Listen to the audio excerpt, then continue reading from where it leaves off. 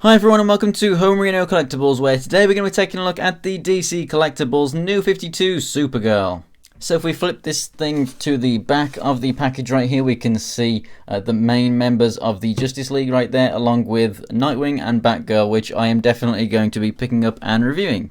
And just so that you know, because it's related to this, I'm also going to be reviewing this 2-pack of Huntress and Power Girl. So if you're interested in this video, you should go ahead and subscribe and check out that review when I do that.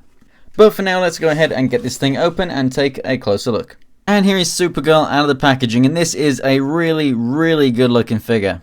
And just to start it off, here we have a size comparison. So we have Red Hood from Arkham Knight. Supergirl stands just under 7 inches tall. So next to most 7-inch figures, she is going to be a slightly smaller scale, which is really good. Which means she's actually pretty close to kind of Marvel Legends female scale. She's just a little taller. Now, like I said, this figure looks absolutely fantastic. The paintwork on this one in particular is done extremely well. You can see the eyes are painted pretty well there. The S is done superbly. I love the really metallic gold and the red.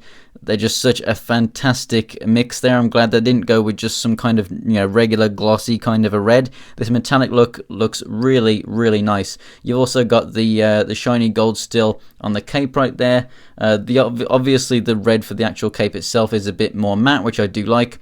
A couple of problems really with the figure, and it's mainly to do with the cape. We have some marks from where it was in the package, as you can see, that appear as kind of glossy marks.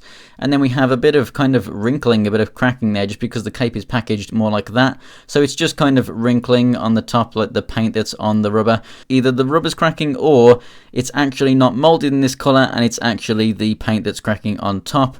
But that is just something to note, but you can barely see it, honestly, and from most of the time you're going to look at it from this angle anyway, not this way, so it doesn't matter too much. Here's a look at the back of the figure as well. Looking absolutely fantastic. You've got those really nice New 52 lines going throughout the suit. She does actually come with an accessory. She comes with a piece of kryptonite, which is absolutely fantastic. Probably the best kryptonite accessories I've ever seen. It's just a real simple little spike of kryptonite in a translucent green plastic, and honestly it just looks fantastic. You can put it in her hand if you want to. Not that I would really see why you would want her to be holding the kryptonite.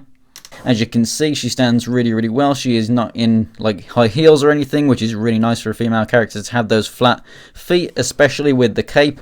So she does stay nice and straight stood up, which is absolutely awesome. Articulation is also pretty good. One thing to note, DC Collectibles figures that came out around this time, they do have the clear plastic hip joints in here. So if you look closely inside there, I know it's a very strange angle to be showing you this figure, but you can see the clear joints inside those hips. You want to be very careful of those. They do tend to break. Also wrists and things like that, any rotation kind of part, also tend to break on this age of DC Collectibles figure, so about 2 years older. Basically anything about this age, so the Arkham Origins and New 52 kind of timeline of figures, so about 2 years ago. But anyway, the head has really good articulation. The hair is actually soft and flexible, as you can see, so it does move out the way, so you can get the full left and right. It's on a ball joint, and up and down, and then you also get your side to side pivot. So I really do like that, and I love the sculpt for the hair as well. It's nicely shaded and everything as well, so I really do like that. The arms come out to the side and go all the way around, not hindered by the cape at all. We have an upper rotation right there, a single jointed elbow that is actually ratcheted.